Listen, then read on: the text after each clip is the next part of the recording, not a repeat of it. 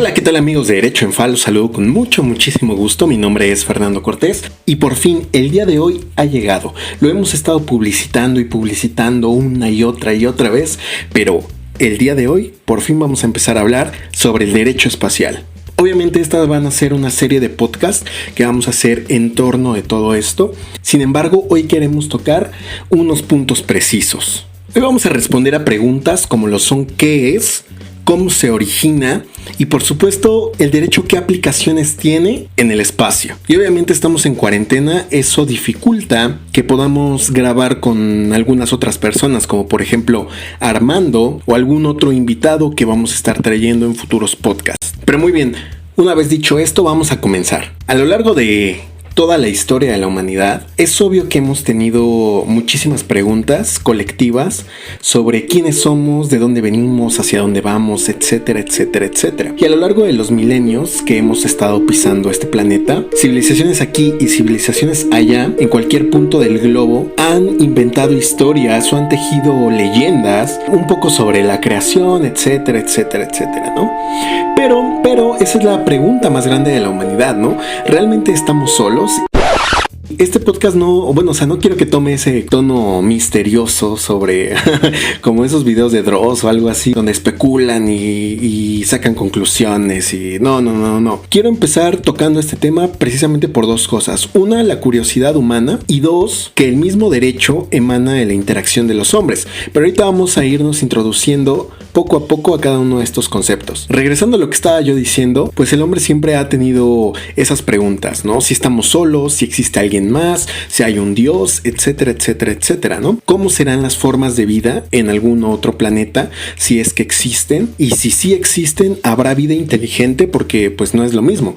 Una cosa es la vida, por ejemplo, hay vida, bacteriana, hay vida en las plantas. Obviamente no soy experto, ni biólogo, ni nada por el estilo, pero pues sabemos diferenciar entre una vida, ¿cómo decirlo? Una vida menos avanzada, menos evolucionada, menos compleja y de un organismo muy complejo y que además tiene conciencia propia como es el propio ser humano. Sería súper interesante por fin descubrir esto. Y bueno, el derecho espacial no solamente se limita a una invasión extraterrestre o a que nosotros vayamos en algunos siglos e invadamos otros planetas. No. El derecho espacial, ¿qué es? Si son público en general que les llamó la atención el título de este podcast o de por sí nos escuchan y sobre todo si también nos escuchan estudiantes de derecho, pues ustedes con más razón tienen que saber que cuando entran a la universidad hay una materia que se llama Introducción al Estudio del Derecho o Introducción al Derecho o tiene un nombre así, ¿no?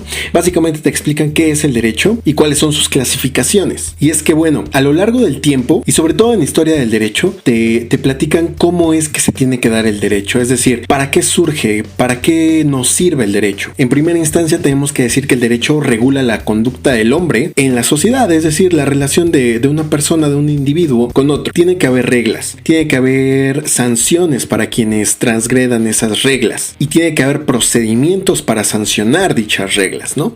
Básicamente eso es el derecho, ¿no? Y pues bueno, ya regresando a la introducción del estudio del derecho, nos damos cuenta que el hombre ya cuando se percata de que existe el derecho, esto no quiere decir que nazca en ese momento, ¿no? A lo largo de toda la vida, de toda la historia, inclusive cuando no sabíamos todavía, más bien no habíamos inventado el lenguaje, ya nos acompañaba el derecho porque había cosas que podías hacer, otras que no, y si transgredías eso, pues te expulsaban, de la tribu, de la manada, del grupo, etcétera, ¿no? De donde sea que estuvieras. Entonces, con esto en mente, cuando ya nos percatamos de que existe, ya lo institucionalizamos, por así decirlo, ¿no? Y se crea la ciencia del derecho, porque sí, el derecho es una ciencia. Nos damos cuenta de que, bueno, ya se empieza a teorizar sobre él y se hacen clasificaciones del derecho. O sea, hablar de derecho como tal, la palabra derecho, tiene muchas acepciones y tiene muchos significados dependiendo de la forma en la que lo veas. Luego entonces tenemos pues la clásica, ¿no? Derecho objetivo, derecho subjetivo, derecho adjetivo, derecho sustantivo, derecho positivo, derecho natural, etcétera. Y bueno, con esto quiero llegar al hecho de que el derecho tiene ramas y subramas. ¿Cómo se divide el derecho, por así decirlo? Para efectos prácticos es derecho privado, derecho social y derecho público. Dentro de esas tres hay otras subramas, ¿no? Por ejemplo, derecho privado, pues derecho civil, derecho familiar, etcétera. Derecho público, el derecho penal, el derecho constitucional y derechos sociales. Básicamente México es uno de los primeros países en los que se introduce este concepto y básicamente es derecho laboral, o sea, de los trabajadores, o sea, de un grupo como tal, y derecho agrario o de los ejidatarios, que también son un grupo. Pero bueno, una vez definido todo esto, ¿qué demonios tiene que ver esto con el derecho espacial? Bueno, pues que tenemos que situarlo en alguna parte, ¿no? Obviamente el derecho espacial está en pañales en el mundo y sobre todo en países subdesarrollados como lo es México. O sea, lamentablemente muchísima gente y muchísimos abogados siempre se enfocan en lo mismo, que el derecho civil, que el laboral, que el agrario, que el administrativo, que el mercantil, el amparo, etcétera, etcétera, etcétera, y muy pocas veces se ponen a pensar de lo que va a venir. O sea, el derecho espacial es un hecho, es algo que va a tomar fuerza, como por ejemplo en estos últimos, 10, 15, 20 años, el derecho informático, el derecho ecológico y esta rama que sale de los derechos humanos, que últimamente ya ha tomado muchísima importancia en el mundo jurídico. Pero bueno, yo no entiendo por qué la gente, o en especial los abogados, los juristas, les encanta estar hablando una y otra vez sobre absolutamente lo mismo, que hay conferencias de esto, que hay talleres del otro, que hay clases aquí, que hay ponencias allá, pero obviamente todo sobre lo mismo. ¿Qué el amparo? ¿Qué es el amparo? Pues el amparo es un juicio que... no mames. Estamos en el momento en el que tenemos que ver más allá, es decir, dar unos 2, 3 pasos y ver qué es lo que nos depara. Repito, el derecho espacial está en pañales en el mundo y en países subdesarrollados como México ni siquiera figura en nuestra legislación. O sea, prácticamente aquí no existe, aquí no hay nadie. Me atrevo a decir que no hay nadie en este país, o a lo mejor se cuentan con los dedos, las personas que son conscientes del derecho espacial, que lo han estudiado, que igual como es nuevo, no hay mucho que estudiar, es decir, hay que aportar, estamos construyendo esta rama. Entonces, tenemos que situar al derecho espacial en algún lado.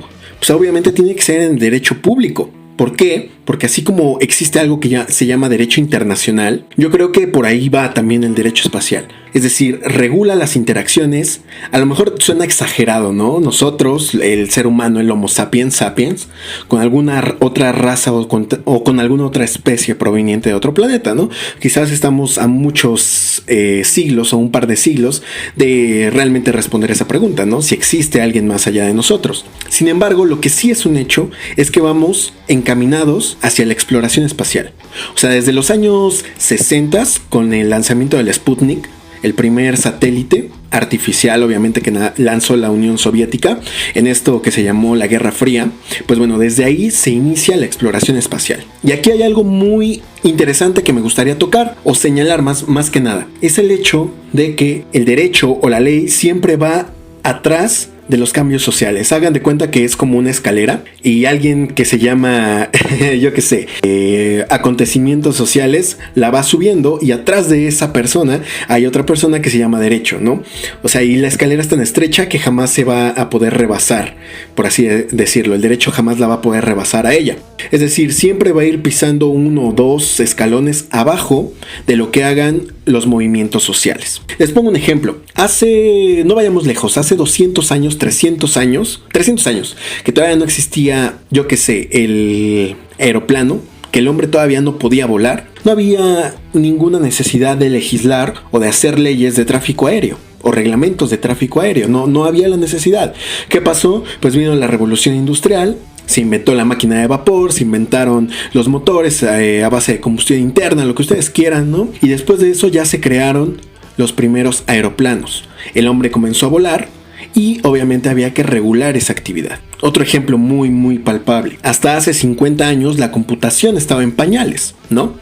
Y obviamente el internet pasó muchísimas décadas, un par de décadas, para que existiera algo que se llama internet. Y entonces no tenía sentido que existiera el derecho informático si no había computadoras y sobre todo si no había internet. Otro ejemplo también muy claro, no hay necesidad de delitos cibernéticos si tampoco existiera el internet, ¿no? Como por ejemplo el tráfico de pornografía, pero a través de videos, obviamente, y todo este tipo de cuestiones, ¿no? O sea, si no existe esa conducta, no se va a legislar sobre ello. Así pasó lo mismo con el derecho espacial. En la década de los 60, cuando se inicia toda esta serie de competencias, tanto de la Unión Soviética como de Estados Unidos, para ver quién era el primero que lanzaba un satélite en órbita y luego quién era el primero en llegar a la Luna, etcétera, etcétera, etcétera. En ese momento se abre la ventana a la exploración espacial y bueno, hay que regularla.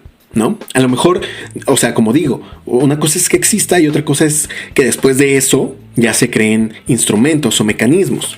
Por ejemplo, sí existen tratados internacionales, hay tratados internacionales sobre el espacio y más o menos por ahí va el derecho espacial, pero ya ese tema ya es otro podcast. Ahorita vamos a hablar de todas las generalidades, vamos a situar el terreno, vamos a plantarnos sobre la Tierra, por así decirlo, ¿no? Y vamos a saber de qué es lo que vamos a ver, de qué es lo que vamos a estar hablando y sobre todo qué es y cómo funciona el derecho espacial. Entonces, una vez dicho esto, tenemos que, a raíz de la exploración espacial, pues se derivan muchísimas actividades y caemos en lo mismo, ¿no? Estas son cosas que a lo mejor hoy en día, hoy 2020, 2021, no se están viendo. Sin embargo, yo estoy casi seguro que en la década de 2030 al 2040 ya van a ser una realidad. Entonces hay que irnos preparando y sobre todo hay que ir a voltear a ver horizontes más lejos de lo que tenemos aquí en la nariz, ¿no? Por eso a mí a veces se me hace ridículo seguir insistiendo sobre el derecho mercantil, el amparo, el penal, cuando hay cosas muchísimo más importantes o al menos más interesantes, donde sí hay campo de estudio y donde sí nos podemos introducir, donde sí podemos ser los primeros y donde sí podemos ganar ese reconocimiento y esa aportación al mundo jurídico. Pero bueno, ¿qué es lo inmediato que puede suceder? Obviamente, el tráfico. Una cosa es el tráfico aéreo, que es por abajo de la atmósfera, por así decirlo.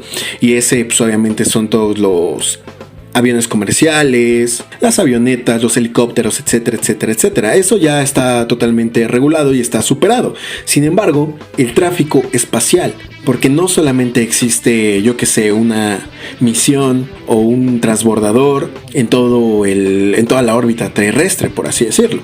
Ustedes saben que si es que tenemos internet es gracias a los satélites, ¿no? Si es que tenemos GPS es gracias a los satélites.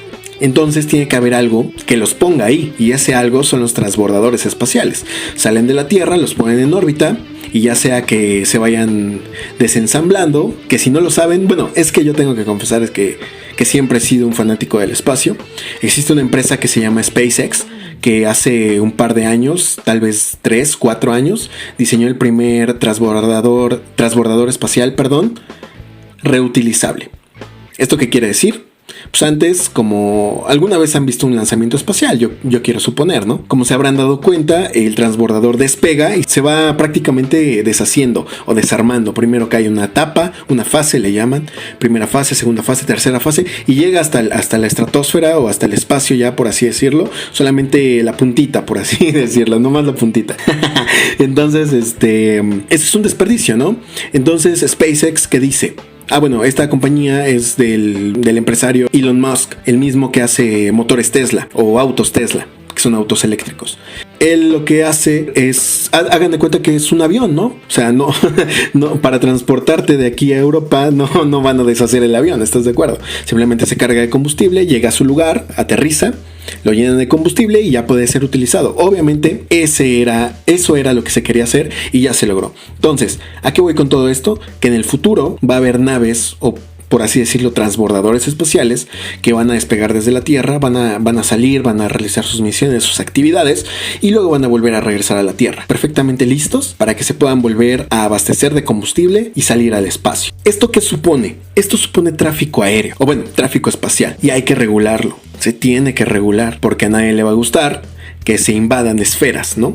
Yo creo que aquí lo más lógico que tiene que haber sería como en el derecho internacional, ¿no? Lo que pasa con el tratado sobre las aguas, ¿no? Que sabemos que hay zona económica exclusiva, que hay mar territorial y sobre todo que hay aguas internacionales. Tiene que haber una equiparación de esto en el espacio.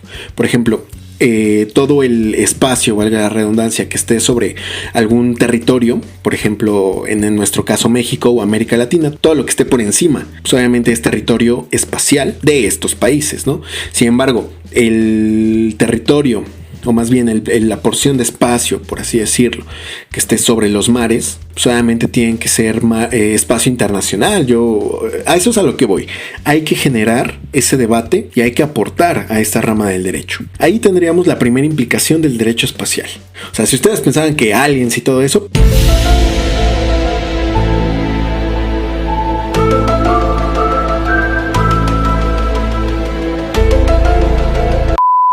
Pues bueno, a lo mejor y sí, ¿no? Y vamos a tocar ahorita ese tema. Pero por ejemplo, tráfico aéreo. ¿Qué otra cosa? Minería espacial. A lo mejor a ustedes no les suena, pero los recursos de la Tierra pues, no son eternos. Obviamente en la primaria todos nos enseñaron recursos renovables y recursos no renovables. Pues lo lamento, pero hay recursos en la Tierra que no van a estar para siempre. Y por ejemplo, hay depósitos de litio, por ejemplo en alguna luna de Saturno, hay depósitos de cualquier otro mineral o cualquier otro material que sea necesario para el hombre, y se los apuesto que a lo mejor en la segunda mitad de este siglo vamos a empezar a ver el derecho espacial enfocado a la minería espacial. Eso es algo muy impresionante porque hay que regular qué es lo que pasa. Para empezar, necesitas algún tipo de permiso para ir a, yo qué sé, a alguna luna de Júpiter a explotar, no sé, a lo mejor imaginen que hay depósitos de hidrocarburos o de oro o de cualquier otra cosa, ¿no? ¿Necesitas permiso de alguien para poder hacer esas misiones? O simplemente el país o la empresa. Es más, ni siquiera permiso de tu propio país, porque por ejemplo hay agencias espaciales que no son del Estado. Todo el mundo conoce a la NASA y todo el mundo conoce a la agencia europea. Sin embargo, lo que muy pocos saben es que hay iniciativa privada ya en este sector. Entonces, ¿a las leyes de quién se sujetan? Obviamente, como cualquier otra empresa, pues obviamente están sujetos al derecho corporativo, yo que sé, al derecho mercantil, en este caso o el derecho societario en el caso de México. Sin embargo, una vez que sales, ¿quién te regula? Eso es bastante importante. Y de ahí surgen muchísimas preguntas. Como por ejemplo, ¿qué pasa si se comete un delito en el espacio? ¿De quién es la jurisdicción? ¿Del país de origen del transbordador espacial? Y si hay gente de varias nacionalidades, digamos que hay un estadounidense, un ruso y un mexicano de pura cagada, se logró meter ahí. Entonces, ¿quién regula? O sea, ¿quién ejerce su jurisdicción? Son vacíos que nadie está viendo. También, ¿qué sucede con... Por ejemplo, ahorita que ya está la competencia para colonizar Marte, o al menos para poner un pie humano en Marte. Digamos que sigue avanzando y ahora queremos ir a... Bueno, a lo mejor esto ya es un poco más lejano, ya no lo vamos a ver en este siglo, pero ¿qué tal y si en algún futuro tenemos la tecnología como para visitar algún otro sistema solar? ¿Nos podremos adjudicar un sistema solar? Por ejemplo, y no, o sea, que sean de nuestra propiedad o que lo podamos vender, no, obviamente no. Sino que los recursos de explotación, que encontremos un planeta con características similares a las nuestras, en donde la vida se pueda dar más o menos bien.